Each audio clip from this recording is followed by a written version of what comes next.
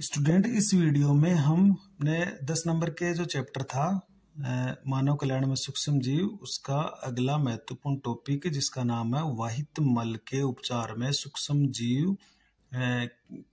जीवों का क्या महत्व है। तो वाहित मल का उपचार हम सूक्ष्म जीवों की सहायता से किस तरह से करते हैं, तो उसका कंप्लीट अध्ययन हम इस वीडियो में करने वाले हैं।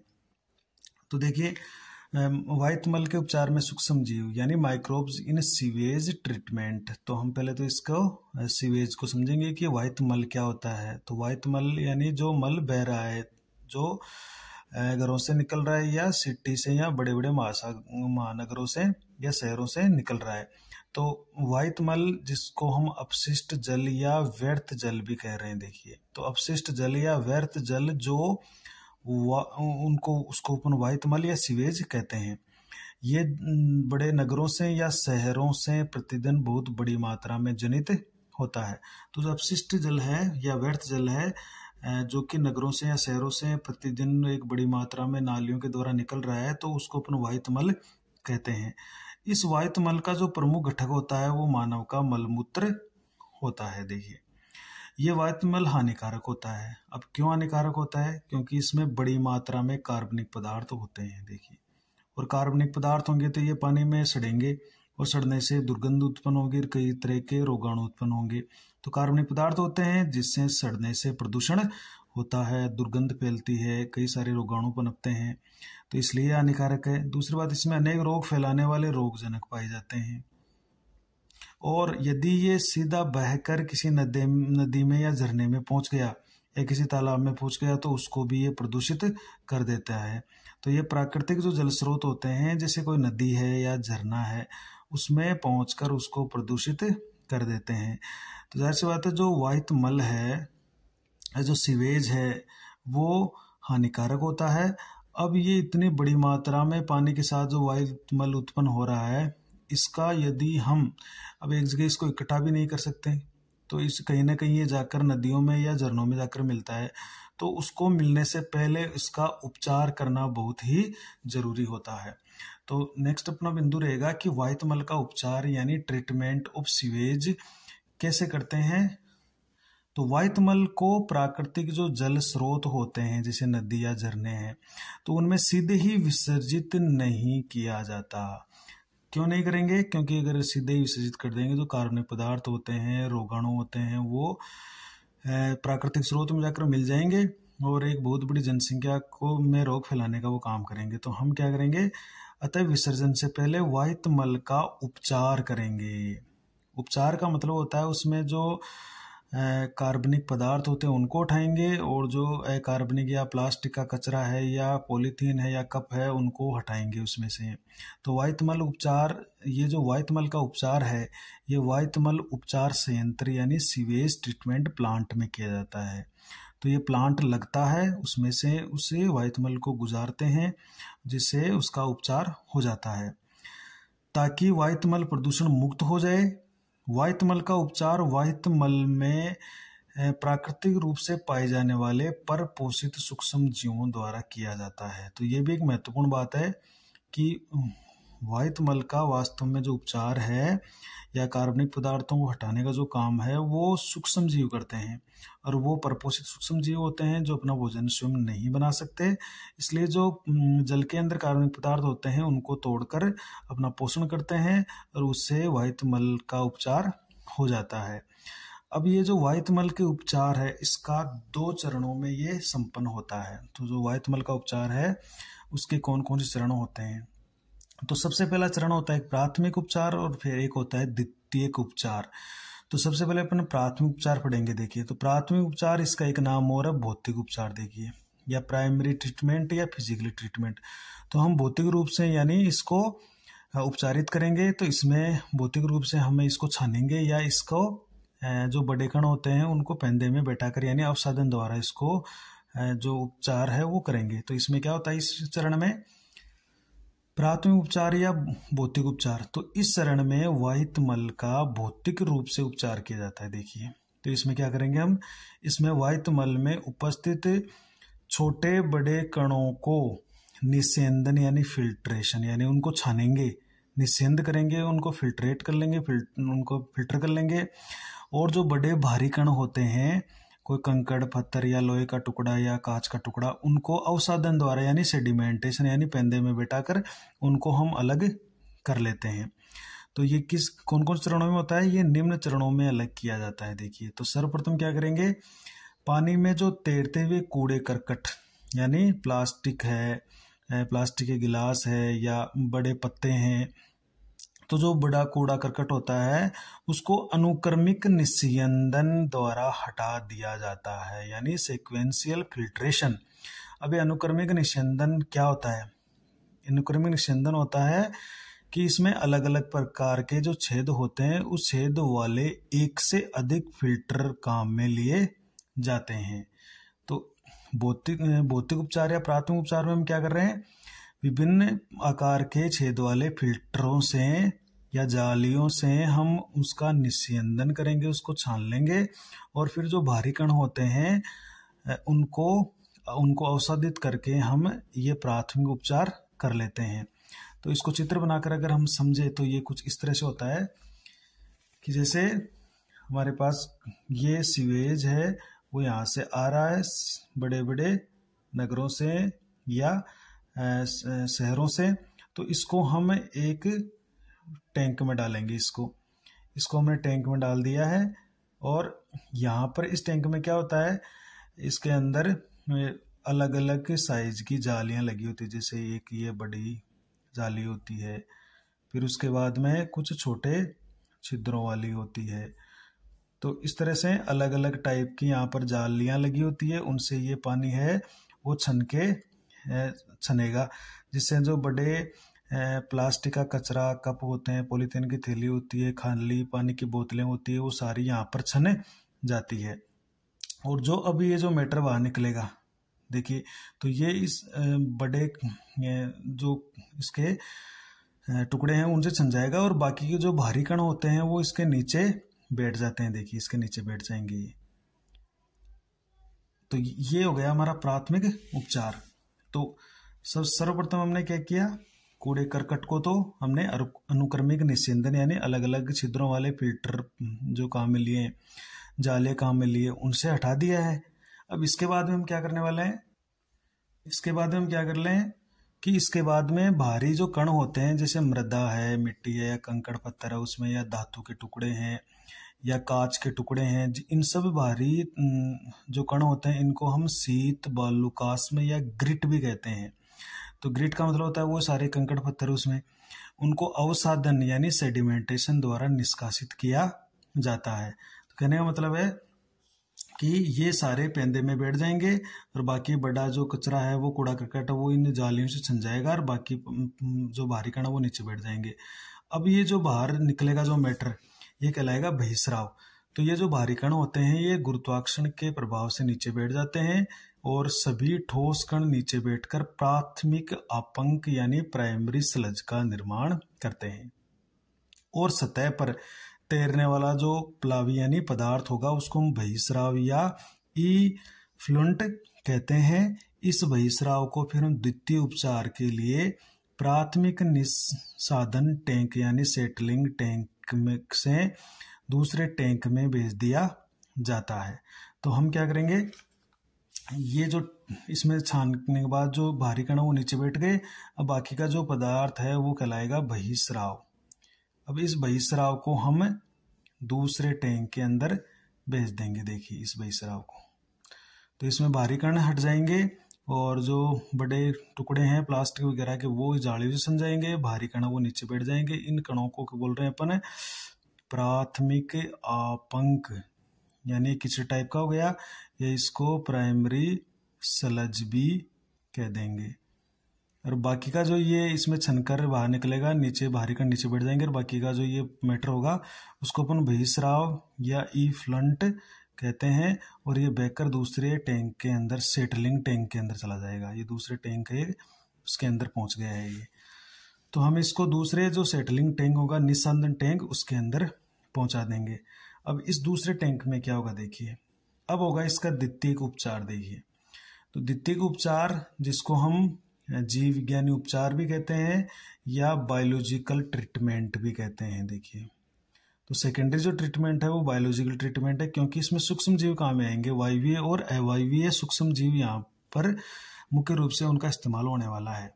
तो यहाँ पर क्या करेंगे, वाहित मल के द्वितीयक उपचार को जीव विज्ञानी उपचार यानी बायोलॉजिकल ट्रीटमेंट भी कहते हैं, क्योंकि इस चरण में कार्बनिक अपशिष्ट पदार्थों की खपत यानी उनका अपघटन वायवीय तथा अवायवीय सूक्ष्म जीवों द्वारा की जाती है। तो जितने भी कार्बनिक पदार्थ उसके अंदर पानी में घुले हुए हैं वाहित मल में, वो तो छनकर आएंगे साथ में। अब उन कार्बनिक पदार्थों का अपघटन या खपत, उसमें जो सूक्ष्म जीव है वायवीय और अवायवीय सूक्ष्म जीव, वो उसकी खपत करेंगे, उसको नष्ट करेंगे, उसको तोड़ेंगे। तो इस चरण में सर्वप्रथम बहिस्राव को एक बड़े वायवीय टैंक में भेजा जाता है, और जहां इस बहिस्राव को यांत्रिक रूप से लगातार हिलाते हुए वायु को पंप किया जाता है। इस टैंक में वायु जो वायवीय सूक्ष्म जीव है उसकी संख्या तेजी से बढ़ती है, और इससे इनकी ये प्रबल वृद्धि है वो उर्णक या फ्लोक्स के रूप में होने लगती है। तो अब क्या होने वाला है, हमने इस बहिस्राव को इस टैंक में भेज दिया। देखिए, इस टैंक के अंदर एक यहाँ पर पंप लगा होता है। ये पंप क्या करता है, वायु को अंदर भेजता है। देखिए, ये वायु को अंदर भेज रहा है, तो ये बुलबुलों के रूप में वायु, और यहाँ पर ये जो बहिस्राव है ये एक विलोडक से लगातार हिलता रहता है, इसमें ऑक्सीजन मिलती रहती है। तो इस टैंक में क्या होता है, यहाँ पर जो सूक्ष्म जीव है वो वृद्धि करते हैं, और यहाँ पर जो सूक्ष्म जीव होते हैं वो है एक तो जीवाणु और कवक, ये दोनों यहाँ पर ग्रोथ कर रहे हैं। तो इस टैंक में क्या होता है, वायवीय जीवाणु तेजी से ग्रोथ करेंगे, उनकी संख्या बहुत ज़्यादा बढ़ जाएगी, और वो यहाँ पर जैसे जो ये कवक है ना, ये तो तंतु के रूप में होता है। अब इसके साथ ये जीवाणु लग जाते हैं, तो ये तंतु और ये जीवाणु, तो यहाँ पर जाल सा बन जाते हैं, ये जाली सी बन जाती है, ये जालियां बन जाती है इसके अंदर। इनको बोलेंगे उर्णक, इसको बोलेंगे अपन उर्णक। तो ये उर्णक है, इसमें कवक के तंतु और जीवाणु होते हैं। अब इसके अंदर बहिस्राव के अंदर जो कार्बनिक पदार्थ होते हैं उनका ये उर्णक का मतलब हो गया कवक के तंतु और जीवाणुओं का एक जाल रूपी संरचना। तो उसमें ये क्या करेंगे, इस बहिस्राव में जितने कार्बनिक पदार्थ होंगे उनको तोड़ेंगे, उनका अपघटन करेंगे, जिससे कार्बनिक पदार्थ है वो यहाँ से धीरे धीरे इनकी खपत होती जाएगी। अब यहाँ पर इन जो ये सूक्ष्म जीव होते हैं इनको यहाँ पर तोड़ने के लिए ऑक्सीजन की जरूरत पड़ती है। तो ऑक्सीजन, ये कार्बनिक पदार्थ को जैसे जैसे तोड़ते जाएंगे यहाँ पर ऑक्सीजन की खपत होती जाएगी, और उसी को हम बोलेंगे BOD। क्या कहने वाले हैं, BOD। तो स्टार्टिंग में BOD ज़्यादा होती है और धीरे धीरे ये कार्बनिक पदार्थ की खपत करते हैं, तो इस पानी की धीरे धीरे BOD भी कम होती जाती है। तो अब हम क्या कर रहे हैं, देखिए इस टैंक में वायवीय सूक्ष्म जीव, जब हम इसमें यांत्रिक रूप से हिलाते हुए वायु को पंप किया जाता है तो टैंक में वायवीय सूक्ष्म जीवों की संख्या तेजी से वृद्धि होती है, और ये प्रबल वृद्धि उर्णक यानी फ्लोक्स के रूप में होती है। अब ये फ्लोक्स या उर्णक क्या होते हैं, तो ये होते हैं कि वाहित मल के द्वितीय उपचार के दौरान जो जीवाणु होते हैं और जो कवक तंतु होते हैं ये साथ जुड़कर जाली जैसी रचना बनाते हैं। कैसे, जैसे ये तंतु होते हैं कवक के, और इसके अंदर ये जीवाणु और ये तंतु, तो ये जाल जैसी संरचना बना लेते हैं। देखिए ये, तो ये एक उर्णक बन गया, फ्लोक्स बन गया। तो फ्लोक्स के अंदर जीवाणु और कवक होते हैं, और ये फ्लोक में क्या करेंगे, ये उर्णक में पाए जाने वाले जो सूक्ष्म जीव होते हैं ये बहिस्राव में उपस्थित कार्बनिक अपशिष्ट पदार्थों की खपत करते हैं, जिसके कारण बहिस्राव की BOD यानी बायोकेमिकल ऑक्सीजन जो डिमांड है वो घटने लगती है। अभी BOD क्या होती है इसको अपन अलग टॉपिक से समझने वाले हैं। आप इतना ही समझ लो कि सूक्ष्म जीवों को कार्बनिक पदार्थों के अपघटन के लिए ऑक्सीजन की आवश्यकता होती है, वही इसकी BOD कहलाती है। तो जितने ज़्यादा कार्बनिक पदार्थ होंगे पानी में, सूक्ष्म जीवों को उनको अपघटित करने के लिए उतनी ही ज़्यादा ऑक्सीजन की जरूरत पड़ेगी। तो यानी जितना प्रदूषित पानी होगा उसकी BOD उतनी ही ज़्यादा होगी। तो और जितना कम BOD होगा वो उस पानी में कार्बनिक पदार्थ उतने ही कम होंगे, वो उतना ही कम प्रदूषित होगा। तो यहाँ पर बहिस्राव की जो BOD है वो लगातार घटने लगती है। तो घटने का मतलब यही है कि उसमें कार्बनिक पदार्थों का अपघटन हो रहा है, सूक्ष्मजीव कार्बनिक पदार्थों को अपघटित करके कम कर रहे हैं। वायुमल का ये उपचार तब तक करते हैं जब तक बहिस्राव का बीओडी पर्याप्त मात्रा में घट न जाए। तो जब वायुमल का बीओडी चेक करते हैं और वायुमल का बीओडी घट जाता है तो हम ये समझ लेते हैं कि सूक्ष्म जीवों द्वारा ये द्वितीयक उपचार है वो पूरा हो चुका है। तो ये बीओडी इसकी घटनी चाहिए। बीओडी घटने का मतलब है कार्बनिक पदार्थों की खपत हो चुकी है। अब देखिए, जब बहिस्राव की बीओडी पर्याप्त मात्रा में घट जाती है यानी कम हो जाती है तो घटने का मतलब है कार्बनिक पदार्थ उसमें से अपघटित हो चुके हैं, खत्म हो चुके हैं। तब बहिस्राव को एक अन्य निस्सादन टैंक यानी सेटलिंग टैंक में भेज दिया जाता है। इस टैंक में उर्णक नीचे बैठ जाते हैं और ये अर्थात ये उर्णक अवसादित हो जाते हैं। अब इस अवसादन को हम सक्रियत आपंक या एक्टिवेटेड स्लज भी कहते हैं। तो अब हम क्या कर रहे हैं कि इस बीओडी ये जो सूक्ष्म जीव उपचार हो चुका है, इस बहिस्राव को अब हम एक दूसरे टैंक में भेज रहे हैं। देखिए, अब इस टैंक में ये जो उर्णक है ये भी इसके साथ बहते बहते चले जाएंगे। अब यहाँ पर जितने भी उर्णक है वो नीचे पेंदे में बैठ जाएंगे, इनका अवसादन कर लिया जाएगा। तो देखिए, अब ये जो उर्णक है इन उर्णकों में सूक्ष्म जीव पाए जा रहे हैं। तो ये सूक्ष्म जीव बहुत इंपॉर्टेंट है हमारे उपचार के लिए, वायुमल के उपचार के लिए। तो ये नीचे बैठ गए हैं, इनका अवसादन करा लिया है। तो कुछ उर्णक तो वापस हम क्या करेंगे, इस वायवीय टैंक में भेज देंगे इधर वापस, क्योंकि ये जो उर्णक नीचे बैठे हुए ये जो आपंक है ये सक्रियत आपंक कहलाएगा, एक्टिवेटेड स्लज कहलाएगा, क्योंकि इसके अंदर सूक्ष्म जीव है जो कि सक्रिय है। तो कुछ उर्णक तो हम वापस इस वायवीय टैंक में भेज देंगे ताकि नेक्स्ट उपचार के लिए यहाँ पर ये सूक्ष्म जीव वापस ग्रोथ कर सके और वापस उपचार कर सके। तो हम इसको निवेश द्रव्य या जामन की तरह थोड़ा सा उर्णक वापस भेज देंगे और जब भी हम इसमें वायु पंप करेंगे तो ये उर्णक फिर से अपने ग्रोथ कर लेंगे, यहाँ पर पूरे में टैंक में फैल जाएंगे। तो थोड़े से उर्णक तो वापस हमने वायवीय टैंक के अंदर भेज दिया, वायवीय टैंक के अंदर। अब बाकी के उर्णक है वो नीचे बैठ गए। अब हम देखिए आगे क्या करने वाले हैं। तो ये जो सक्रियत आपंक आ जाता है, इस सक्रियत आपंक में वायवीय सूक्ष्म जीव मौजूद होते हैं। अतः थोड़े से सक्रियत आपंक को वापस वायवीय टैंक में भेजा जाता है, जो वायवीय टैंक में निवेश से द्रव्य या जामन की तरह कार्य करता है और सक्रियत आपंक वहां पर बना लेता है वापस ग्रोथ करके। सक्रियत आपंक के शेष बचे मुख्य भाग को बड़े टैंक में पंप कर दिया जाता है। देखिए, अब इसको वापस एक बड़े टैंक में पंप कर दिया जाता है जिसे हम अवायवीय आपंक सपाचित्र या एनारोबिक स्लज डाइजेस्टर कहते हैं। तो इस टैंक में केवल अवायवीय जीवाणु पाए जाते हैं, अवायवीय जीवाणु पाए जाते हैं। तो अब आगे क्या करने वाले हैं, ये कुछ हमने सक्रियत आपंक यानी उर्णक जो आपंक है उसको थोड़ा सा इसमें भेज दिया है। अब बाकी के मैटर को हम यहाँ से भेजने वाले हैं एक बड़े टैंक के अंदर। ये हमने बड़ा टैंक यहाँ पर ले लिया है। इस बड़े टैंक में होते हैं अवायवीय जीवाणु।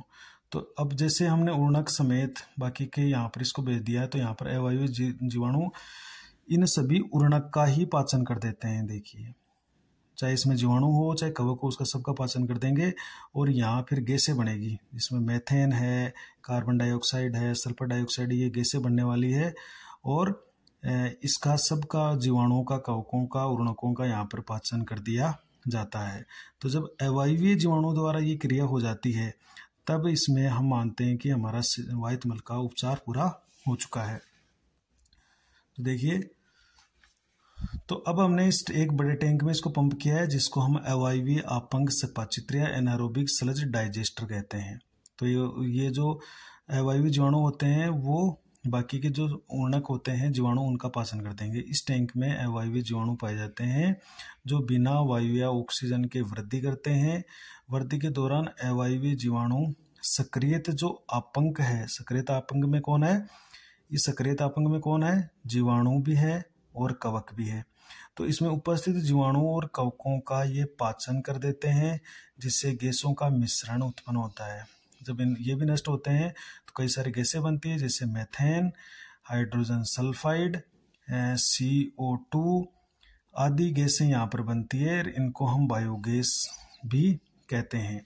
तो यहाँ पर कई सारी प्रकार की यहाँ पर गैसें उत्पन्न हुई है, जैसे मेथेन, जो कि मेथेन बायोगैस के अंदर पाई जाती है।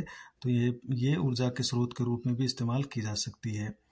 तो हम कीचड़ से भी जैसे ये बायोगैस मेथेन बना सकते हैं। तो ये गैसें बायोगैस का निर्माण करती है। बायोगैस ज्वलनशील होती है, अतः इसका उपयोग ऊर्जा के स्रोत के रूप में भी किया जा सकता है। द्वितीयक उपचार के बाद अब बहिस्राव को हम प्राय जल के प्राकृतिक स्रोत यानी नदियों में, झरनों में छोड़ दिया जाता है। तो हमने इसको डायरेक्ट ही नदियों में छोड़ दिया है। अब देखिए कुछ इंपोर्टेंट बातें हैं कि वायु मल के उपचार में सूक्ष्म जीव बहुत महत्वपूर्ण भूमिका निभाते हैं। मनुष्य द्वारा तैयार की गई प्रौद्योगिकी यानी टेक्नोलॉजी वायु मल के उपचार में सूक्ष्म जीव उपचार के सामने नहीं टिक पाई है। यानी मानव ने ऐसी कई टेक्नोलॉजी बनाई है, टेक्निक बनाई है जो कि वायु मल का उपचार कर सके, लेकिन सूक्ष्म जीवों के सामने वो टेक्नोलॉजी कोई काम की नहीं है। अतः वायु मल का उपचार सूक्ष्म जीवों की सहायता से ही संभव है। बिना सूक्ष्म जीवों के नहीं कर सकते अपन। अगर करेंगे तो वो बहुत महंगी टेक्नोलॉजी होगी। बढ़ते शहरीकरण के कारण वायु मल की मात्रा तो बढ़ी है, लेकिन इसके उपचार संयंत्रों की संख्या पर्याप्त मात्रा में नहीं बढ़ी है। इस कारण बिना उपचार के ही वायु मल को सीधे ही नदियों में छोड़ दिया जाता है, जिससे जल प्रदूषण और जल जनित रोगों की संख्या बढ़ रही है। तो बिना अगर उपचार के छोड़ दिया तो सारी नदियां या जो जल स्रोत है वो प्रदूषित हो जाते हैं और फिर उनसे रोग फैलते हैं। अतः भारत सरकार ने क्या किया है? भारत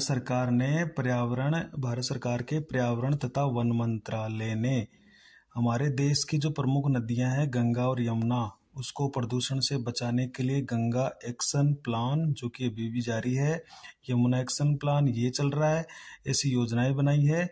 इस योजनाओं के तहत बड़ी मात्रा में वायु मल उपचार संयंत्रों को बनाने का प्रस्ताव है, ताकि उपचारित वायु मल को ही नदियों में छोड़ा जा सके। डायरेक्ट बिना उपचार के वायु मल को नहीं छोड़ा जाए।